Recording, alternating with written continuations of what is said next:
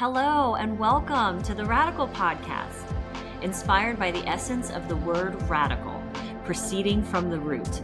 We explore the roots of metaphysical wisdom. This season is all about divination, tarot, and the power held within our intuition. This is The Radical with Nicole and Christina, the two metaphysical girls in the material world. Welcome to the Radical Podcast. This is Christina. And I'm Nicole. Today, we are covering the planet Saturn. We are in the winter season. We are in the time of year where Saturn is domiciled. We're going to go and do a deep dive into this planet. Are you ready for the list? Domiciled in Capricorn, we should say. And that is the first sign after the winter solstice, the first sign of winter. Do you have anything before I start the list? No, let's do it. Oh, let's go. All right. I revisited our Personalities of the Planets podcast that we did all the way last year. I had so much fun looking at my notes and what I was interested in then and what I'm interested in now. I'm going to do a quick review. Saturn is a gas giant. Whenever you look up fun facts about planets, there's always this note that if you had a body of water big enough to put Saturn in, it would float. Have you seen that? It's the less dense of all the planets. It is pale yellow. That's due to ammonia crystals in the upper atmosphere reacting with the sunlight. Saturn has weather patterns, and the heat on Saturn, it's from extreme pressure from the clouds. Saturn is one of the planets that has the diamond rain. Have you heard about that? That the pressure and hydrogen and would be pulled apart to create a different element that would rain down from the sky, and it could be diamonds as a variation of carbon.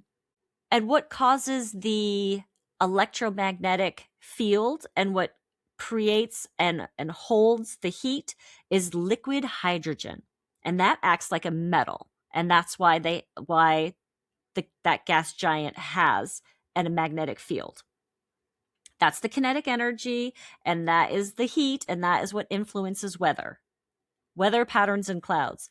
You have to have heat to have weather. There are 33 rings, 33 major ring groupings. Let's put it that way, not 33 individual rings, 33 major groupings. And it's mostly ice. One of the big theories was that there was a huge ice planet that got too close to Saturn, got pulled into Saturn's gravity, and because it was mostly ice, it just got pulled apart slowly and then was brought into orbit as rings around Saturn. There's a really beautiful video on that on YouTube if you're interested in seeing how that would actually look over millions of years. I made a note when we talked about this last year that Saturn's rings are going to disappear to us on the planet Earth in 2025. It's caused by the planet's rotation on its axis. They will go edge on as we're looking at it. That happened in 2025. Throughout this past year, they were probably back again. My note here is the rings will essentially be invisible to Earthlings. It has about 146 moons. 63 are named. The outer planets have a lot of moons. And it's because they're massive, but also they're further away from the sun, so their gravity can hold the moons not so much in competition with the sun's gravity. Titan is the largest moon, and it has its own atmosphere. There's so much study now of the planets, the moons of the big planets, and that is where they think they're going to find life. Not so much like on Jupiter or Saturn, but on one of their moons. It is a fascinating topic. You could go down a YouTube or an article rabbit hole researching the moons of those planets. A Saturn year is 29.4 Earth years, and a Saturn day is 10.7 Earth hours because it is rotating very fast. That's quick. Mm-hmm. Not as fast as Jupiter.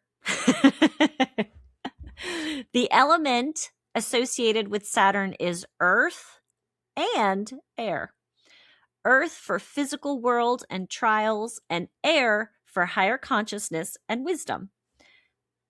The zodiac sign Capricorn, that is associated with Saturn and Earth, and also classically Aquarius, was Saturn with the air. Now Aquarius is assigned with Uranus.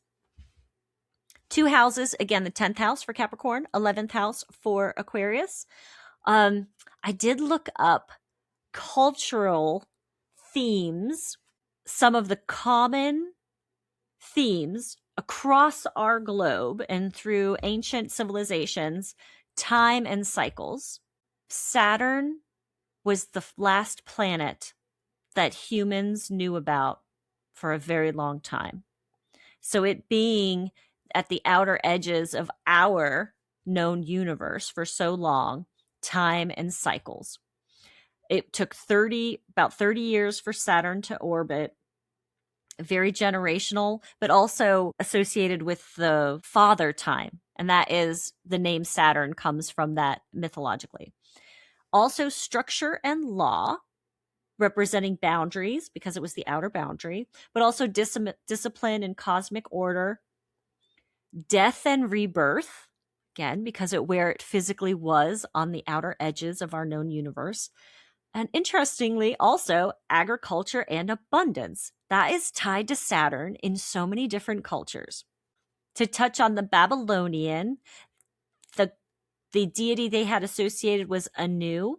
And that's ancient Mesopotamian god of the sky, heaven, and cosmos, serving as the supreme patriarchal father of the gods and the king of the divine pantheon. So Babylon is in our lineage as Western culture, and then everything got kind of borrowed and changed to fit the cultures that had influence from Babylonian culture. So that is the Greeks, the Romans, and also Judeo-Christian. In Hinduism, it's after the powerful deity of justice, karma, and destiny, Shani. This is the ultimate god of teaching lessons. And that matches with our point of view as well in Western culture. And Vedic astrology, again, Saturn is heavy and languid and highlighting themes of losses and strife, but also teacher, a great teacher. In China, in the early Shang dynasty, Saturn was linked to the mythological Yellow Emperor, the deity of order. Let's move into correspondences. The day of the week, Saturday, Saturn's Day. The colors black, deep purple, and dark brown. These are very earthy, grounding colors. The metal is lead for Saturn, and this again is a base metal involving deep themes of transportation, grounding, and protection as a base metal. Body parts, teeth, skin, bones, and joints. All of those are the structures that hold the body up and hold the body together. Doesn't that make sense when we look at the grand scheme of Saturn's themes? The tree of life associated with Saturn is the third sphere, Binah. This is the top sphere of the left pillar, encompassing understanding and intelligence. This is a yin sphere. In tarot, all the cups and all the threes are associated with Binah.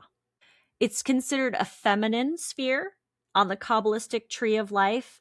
There's In the Kabbalistic tree of life, this is the great mother, the womb of creation.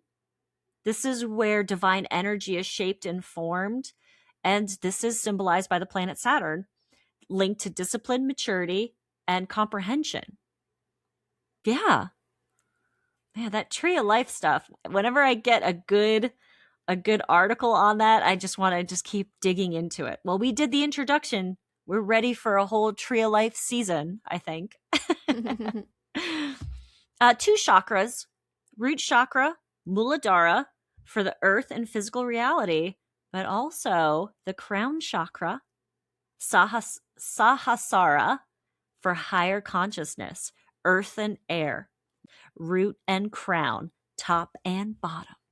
Moving into symbols and themes, the symbol of Saturn on a basic form looks like a lowercase h with a parallel, a horizontal line drawn across the long line of the H. It's derived from the initial letters kappa and rho of the Greek name of Kronos. That was the initials of that deity. Today, some people will say that it represents the ancient scythe or sickle, and that was an item that was held by that deity of agriculture and time and discipline. And that glyph, that lowercase h with the line, symbolizes the planet Saturn in astronomy and astrology. It also is the symbol of the heavy metal lead in alchemy. We're going to dig deep into these themes. Nicole's going to take us through the themes of discipline, self-discipline, structure, responsibility, karma, lessons, wisdom gained through knowledge and experience, time, limitations, obstacles, but also manifestation and grounding. Saturn is the last planet in classical astrology, represents the outermost boundaries of consciousness and awareness. I mean, for such a long time. I looked up the dates. We didn't discover Uranus until 1781. That was just a couple hundred years ago. That was not that long ago. In the grand scheme of things. Neptune, 1846. And Pluto, Pluto was 1930. Those new planets. Mm-hmm. But that's my newbies. The newbies. That is my list. We'll get into more about all those themes and all that other stuff in a little bit. So just like Jupiter, you can have a Saturn return. I think 30 years. Saturn return is talked a lot more about. You can be 28 years old, 29 years old, 30s, but a Saturn return can be a little bumpy, and you could potentially have more than one Saturn return in your life. Oh my gosh. I just read this. Are you aware of Kanreiki in Japan? When a person turns 60, it is a full-on rebirth. Have you heard or read about that? No. I am certain now that's tied to Saturn. Because I was like, 60? Why 60? It's because of that. I bet you. Okay, sorry, go ahead. When we experience our Saturn return or returns, it could bring up questions around how we're spending our time, very Saturnian. And we could also feel the feeling of how immense life is, like how big the world is, how many options are available to us, and that sort of thing. And I think it was in our podcast titled Free Will, Fate, and Saturnian Experience that I talked about that John Mayer song. Do you remember? Yeah. He calls it a quarter life crisis. And I said, I think in that song, Why Georgia, when he calls it a quarter life crisis, I think he's having his Saturn return. Yeah. Looked up that can Reiki, and it's actually because Chinese do a 60-year cycle. They do 5 years of 12. It's not related to Saturn at all, or not related to Saturn directly. But yeah, they have a strong cultural event at 60 years old. I'm going to do That's that. cool. I'm going to put that down. I'm doing that in 10 years. Sounds fun. So, Saturn return every approximately 29 years because that's the length of Saturn's orbit, 10,759 days. Like Christina mentioned, it is the last planet of the traditional seven, visible without a telescope. And it's also an outer planet beyond the asteroid belt. So when we look at Saturn placements in our birth chart, we can think about Saturn having an effect on us over a longer period of time, but also the collective, the generation, the people that share that Saturn placement, us kind of having things in common with our generational cohorts, maybe the same mission or Mm. experience. As of today, Saturn is in Pisces. It had been retrograde, and on November 28th of this year, 2025, Saturn moved direct. Around February 5th of next year, 2026, Saturn will be in 29 degrees of Pisces. And the 29th degree is the last degree of a zodiac placement. It's known as the anaretic degree or the killing degree. Oh, Sounds very violent, but killing as in using our scythe or our sickle mm. to clear out that which needs to be released. Oh. Saturn will re-enter Aries. Saturn did enter Aries, but its retrograde, took it back into Pisces. Saturn will re-enter Aries on February 14th, 2026. And then a couple days later, on February 20th, Saturn will be conjoining Neptune at 0 degrees of Aries. If you have not heard astrologers talking about this, you will. This is like a big, big deal. 0 degrees of Aries, known as the Aries point. I've also heard it called the creator degree because it's the very beginning of the entire Mm-hmm. zodiac wheel. Wow. So this is, you take that initiation energy from Aries and you supercharge it by making this conjunction or placing this conjunction at 0 degrees of Aries. It's like brand new cycles. Huge Mm. emphasis on pure potentiality. There have been other Saturn and Neptune conjunctions in our astronomical history.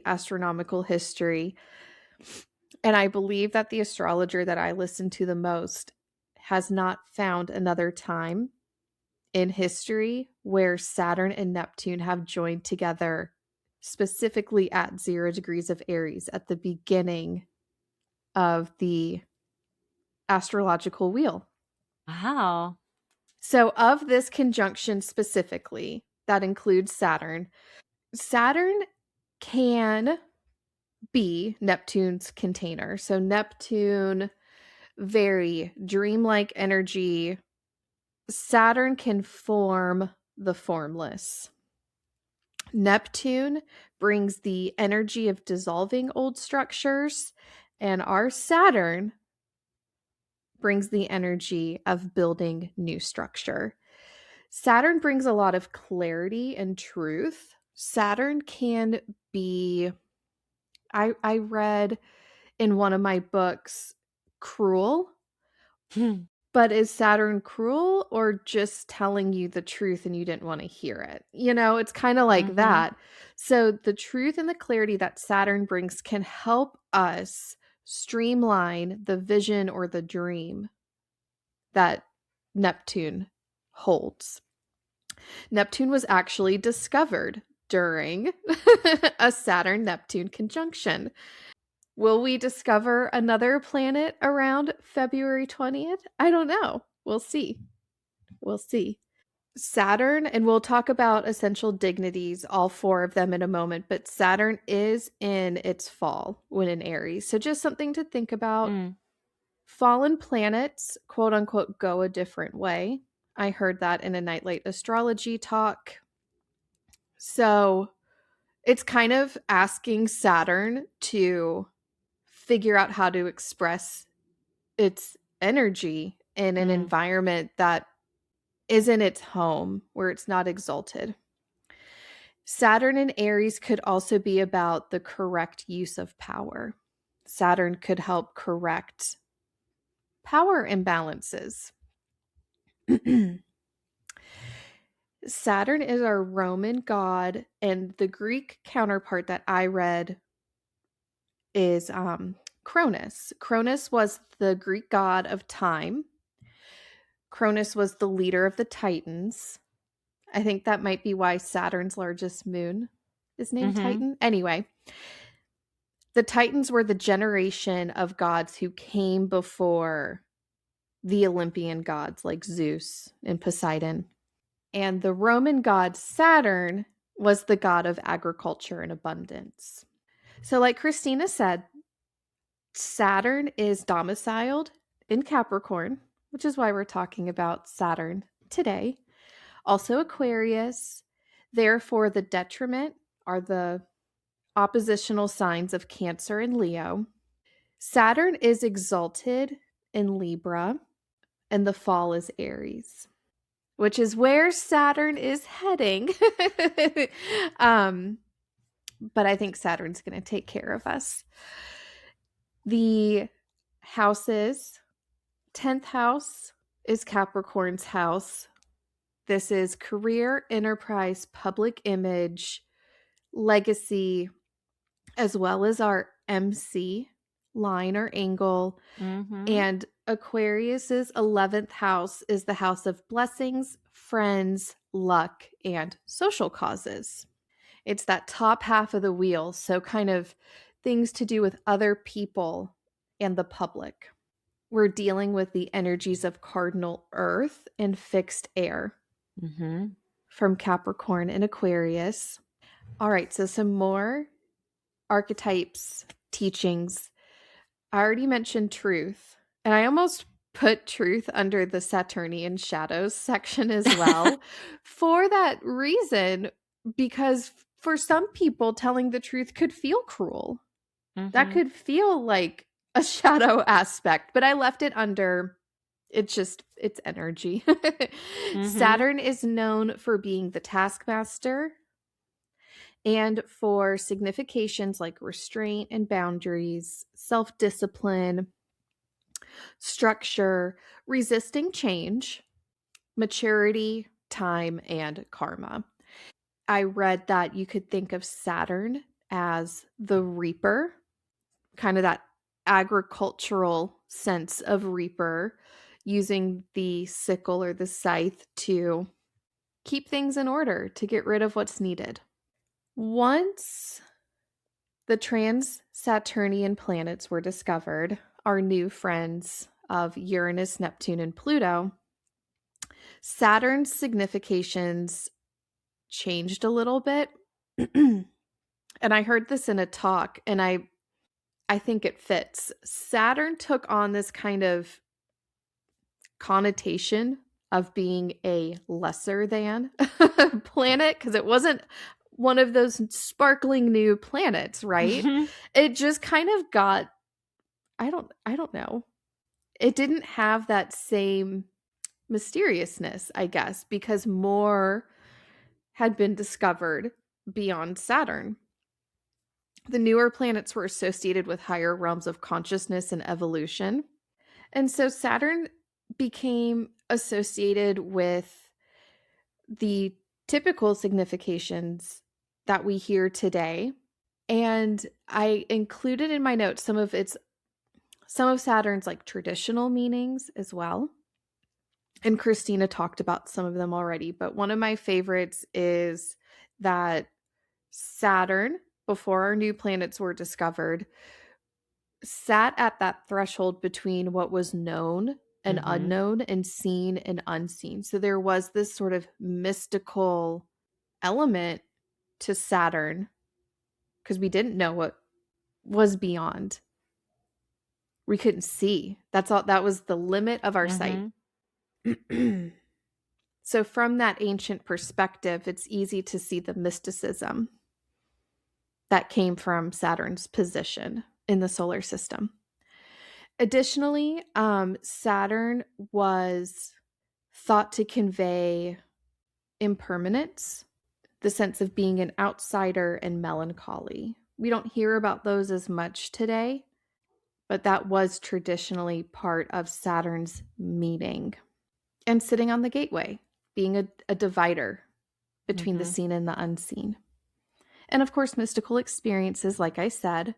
Saturn is also known to rule soul contracts, which is the pre-incarnation agreement our souls make in terms of a growth trajectory. It's kind of tied, it can be kind of tied into karma a little bit. Like sometimes people believe in karma and in reincarnation and how they occur together. And in traditional Chinese medicine, Saturn can be linked to the spleen as well as the emotion of overthinking. Saturn and the spleen are connected through the themes of structure, digestion, the earth element, and melancholy, as well as mental assimilation. I love that instead of overthinking, mental assimilation. Saturn rules chronic issues, and the spleen governs worry, nutrient conversion, and the spleen gets stressed by excessive thoughts. So, spleen, Saturn, earth element, and our health and our body, those are all connected. And also in astrology, Saturn rules the opposition aspect, which I think kind of makes sense. The shadows of Saturn can include being like kind of cold or harsh. You can hear that with Saturn a lot, that there's sort of this harshness or cold nature to Saturn. Maybe, maybe not. It could also just be how we respond to things we don't want to hear, like the truth. Mm-hmm. Shadows also include restrictiveness, control, abuses of power, disappointments, and penalties. Okay, I am going to move on to our tarot cards unless there's anything you need to say at this time, Christina. No. Okay. And I actually pulled my tarot cards out of my Secret of the Witch's Garden deck so that I could see, or that we could see, not a comparison, but a different point of view of the Saturn tarot cards. To me, it is so fascinating seeing all these cards together. I love grouping tarot cards under their different themes, correspondences, and elements, their qualities, the time of the year, because and then drawing, the parallels between all of them or the connections between all of them. Yeah, for sure. So the first Saturn card is from the Major Arcana, and it's the only Major Arcana card, actually. It is the final card in the Major Arcana. It's the 22nd card, which is actually card number 21. The World. That's what it's called. It can convey completion, makes sense, achievement, transcendence. And this is kind of a little new agey for this card, but new levels of consciousness. We're giving Saturn some of the new planet energy. And we'll actually be diving into this card next week. I also have written on the side of my card that this is the earth element also. So before we discovered Uranus, the Fool was also a Saturn card. So it was the beginning and the end. That makes sense to me based on something you said. Oh, the chakras, the root and the crown.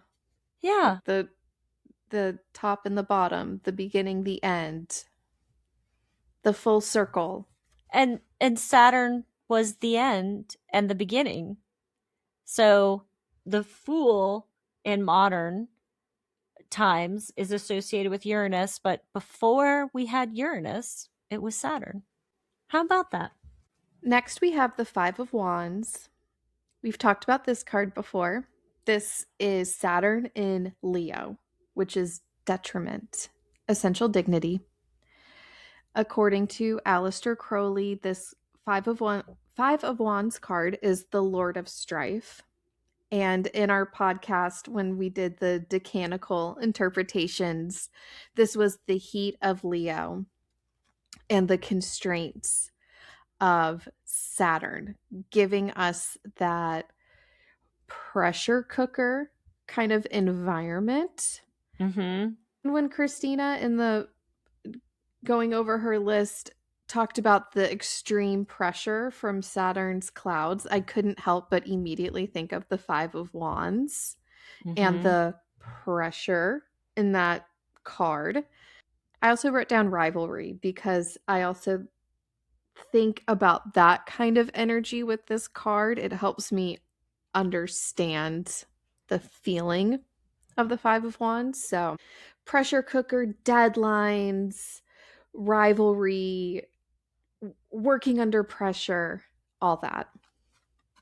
The card itself depicting young people battling or play acting battling with wooden staffs. It doesn't feel like a life or death situation. This was young people pretending to have a battle and kind of like learning experience before the real battles come. And then in The Secrets of the Witch's Garden, it's 5 birds arguing over worms with 5 lit matchsticks or 5 lit I call them matchsticks, but they're clearly like little wands, but there are enough worms. It's sort of like that's it. It's not, it's pressure. It's pressure. It's not life or death. In one of my books, and this is why I like the word rivalry, but she talked about the Five of Wands creating an environment where you do really good work, because it's like you're doing like play acting, you're practicing battle, but it's kind of like Black Friday shopping. Like, yes, this is the early bird gets the worm. This is doing your best surrounded by other people who are doing their best. Yes. And I was going to say I like rivalry too, because what ends up happening when you have 2 sports teams. I went to the University of North Carolina, and Duke is our basketball rival. And I grew up an Ohio State football fan, and Michigan is their big football rival. So if you are not a sports person, I am sorry, but this is how it makes sense in my brain. So you have 2 really good teams, right? And when you're in rivalry, it goes beyond competition, because almost any coach who coaches at that level and in these rivalry games will say that our biggest competitor makes us better. You want to win that game so that you can be proud of yourself for a whole year. And that type of rivalry makes you want to give your greatest performance. It makes you show up to practice in August, even though the game isn't until the end of November. Yeah. Yeah. So I like rivalry. I like that word for this card. So we'll stay in the wands. We'll jump to the 10. Saturn in Sagittarius. This is the card where our friend is carrying an awkward, or he's carrying a bundle of 10 wands very awkwardly. It is not ergonomic. He's going to have to go sit in a I love sauna that. after Not this. ergonomic. There's a different way to carry the wands that this character is choosing not to do. Yeah, Their head is down, they're not looking yeah. up. Yeah. According to Aleister Crowley, this card is the Lord of Oppression. We played with some decanical interpretations and came up with the Jupiterian expansiveness of Sagittarius with the limits and boundaries of Saturn, as well as the obsession of the Sagittarian shadow, combined with Saturn as our taskmaster. These two energies, when they are together in this card, and even looking at this card makes us wonder, do we even see the direction that we're going anymore? This I is the remember arrow Sagittarius. Like, Yeah. what are we doing? Can we even see? Or are we just obsessed with the end goal and we have our view blocked and we're carrying wands in a way that's going to strain our neck? Right? And I remember pointing out the clear blue, cloudless sky, the peaceful, lovely agricultural house and landscape behind the person carrying the wands. It's not a uninviting environment that this character is in. It's like they're choosing their burden. They're choosing their, yeah. And then in the Secrets of the Witch's Garden, this one is a little more like, if the Rider-Waite-Smith deck feels a little more Saturn with the character, the Secrets of the Witch's Garden, this character is a little more Jupiter, because this character is looking up using the wand as a guiding light and has the other wands. She in this character is still carrying them, but they're done in a way where they're more in control of the load of carrying the 10 wands. It has more of a, in my mind, more like Jupiter, like head up, look up. But that person seems to be going on a journey. They have a different kind of burden with them. Our next card is the 7 of Pentacles. Saturn in Taurus, waiting to harvest the fruits of your labor. We have a person standing next to a vine-like plant with the 7 pentacles kind of as like flowers maybe, or fruit. It's 7 pentacles, and the figure is sort of, they're not actively doing any like gardening or work. They're in this break and looking at their plant adoringly. It's quite nice. We will talk more about this card in episode 88, which I feel like will be here in the blink of an eye. I know. And Taurus is fixed earth, and that is the time of growing. And in the Secrets of the Witch's Garden, this, again, like an echo of the Rider-Waite-Smith deck. The witch is using tarot cards to help her decide. Do you see the layout of the tarot cards? And this is a very, again, earthy. The tarot, the pentacles are growing on the vines next to her. She's leaning on her gardening implement, and both characters contemplating, waiting, and watching, right? Like what they have done, because the garden implement shows you they have done something. They were doing something that they have had work and experience, and this is the time before that work and experience pays off. or when that Mm-hmm. work and experience is percolating or growing and maturing and ripening. But there might be a decision to be made of when is the right time to pluck those pentacles.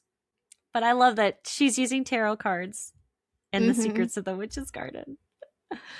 Yeah, this card makes me think of how I mentioned earlier, one of Saturn's meanings can be maturity and time.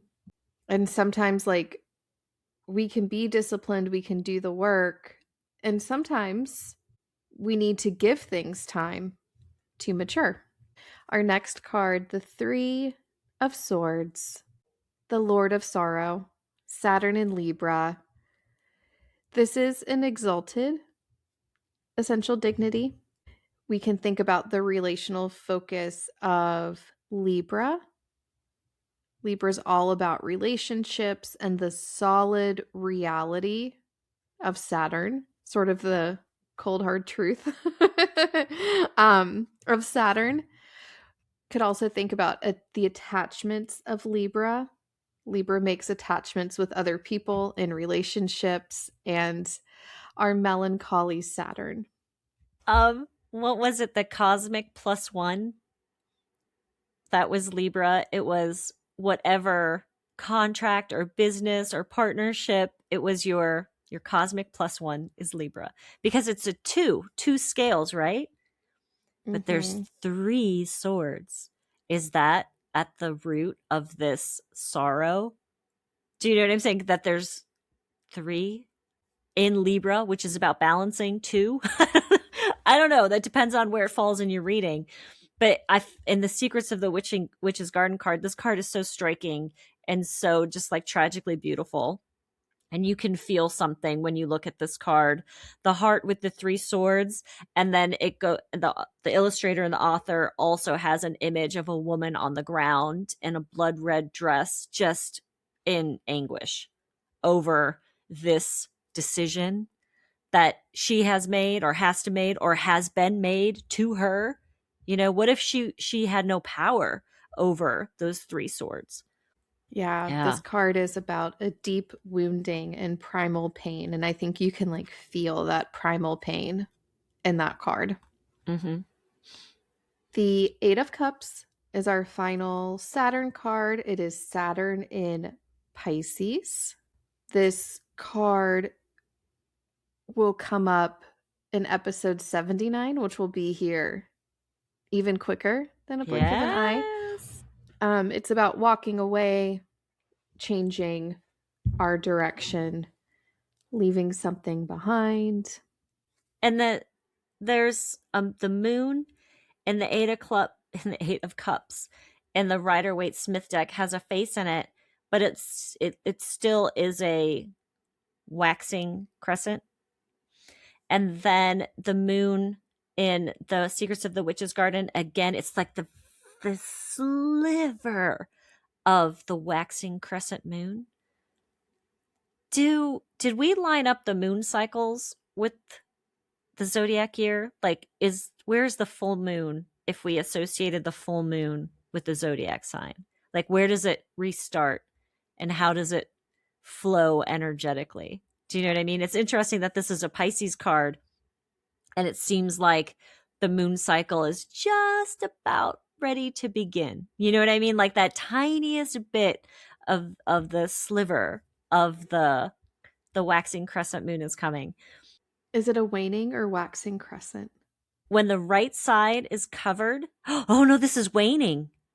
I was going to say, I had to look at my Right? tattoo. Right? When the right side, When the left so side is yeah. illuminated, So it's what so waning. what's I just love like tying the echo of it. So the waning moon energy, or is this to signify the very end, that new moon energy, that Pisces coming to a close, coming to a completion, and the character is getting ready to move on, right? Something is finished in this card, or Mm-hmm. finishing, or you've got to finish it. You've got to walk away. Yeah, that moon stands out to me a lot. in both of these cards, like exactly what that moon phase means. And the moon is tied to water. The moon is watery and emotional. I love that the moon phase is a part of both of these cards to make you feel that energy even stronger. And those are our Saturn tarot cards. And I think for me, it's always good to spend time with Saturn because it's so easy to forget It's what it lost used. it's I'm lost saying its shine. One of my I'm saying friends said that once, and she was like, this was new, but it's lost its shine because something else has come up. It's like, is that what happened to our Saturn? It lost its shiny newness with the other new planets. yeah, and I'm saying it like I was alive, you know, hundreds of years ago. Like Saturn used to mean this. Well, I wasn't there. But it is, I think, it enriches Saturn and Saturn's meaning to think about it from that ancient perspective, to think about it from the perspective of what was the night sky like before we had a telescope. Okay. It was 245 years ago. 245 years ago. So it wasn't even 300 years ago that Uranus was discovered. And the Babylonians were tracking Saturn 2,500 years ago. So this is a Uranus is a new planet. It In the grand is. scheme of humanity and the zodiac, those are new planets. Those are modern planets. Not from our point of view. Like we have 245 years of research and understanding of energies and people's like personal experiences with the energy of Uranus that have enriched our understanding and have applied the energies of those planets to our tarot and to our zodiac wheel. I'm all for it.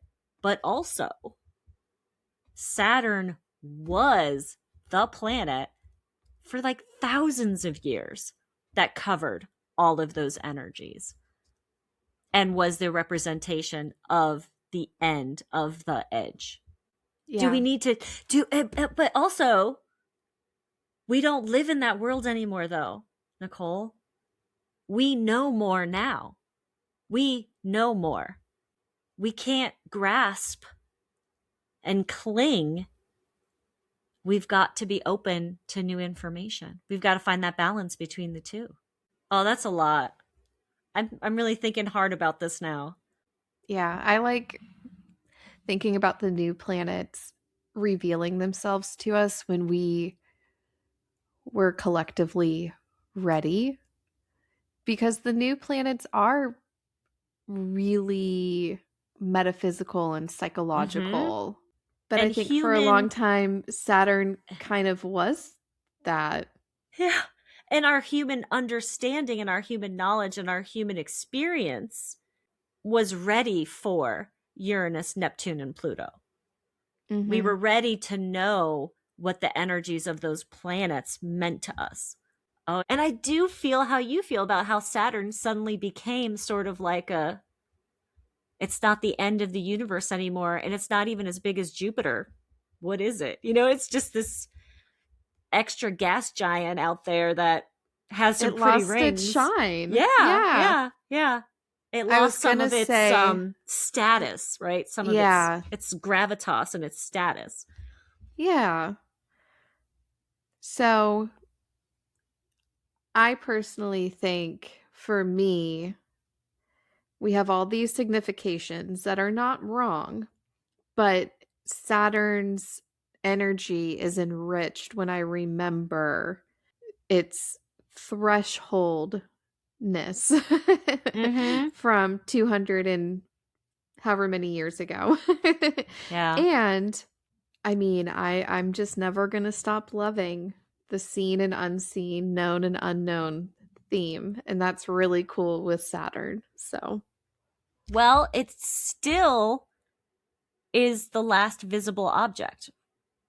You know, Right. no matter what else we discover, we still can't see those other planets. Saturn is still the last thing we can see. So it still has that significator. Is that significator? Well, I'm ready for our messages from the Messages universe. from the universe. 3 cards today. Pick A, B, or 3. A, B, or C. First card, Queen of Wands. Charismatic. The Queen of Wands is the creative force of fire. She radiates solar energy, can grow seedlings with a single glance, and carries the essence of fire in every gesture. The Queen of Wands harnesses her passionate nature, but does not let passion override her senses. Pleasure is her organizing principle. She has many lovers, an insatiable curiosity, and warms all who draw near. Sunflowers symbolize solar deities, her natural confidence and strength.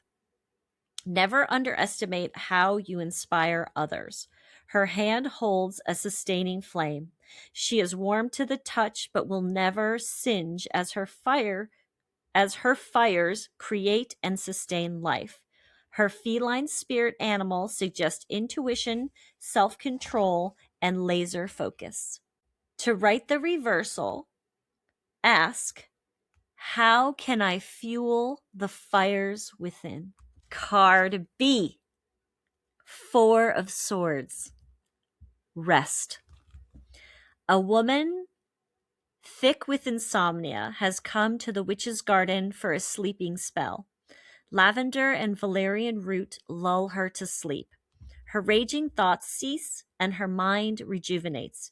She and a garden cat rests in a sweet ball of warmth inside an ancient structure that has fallen into exquisite decay.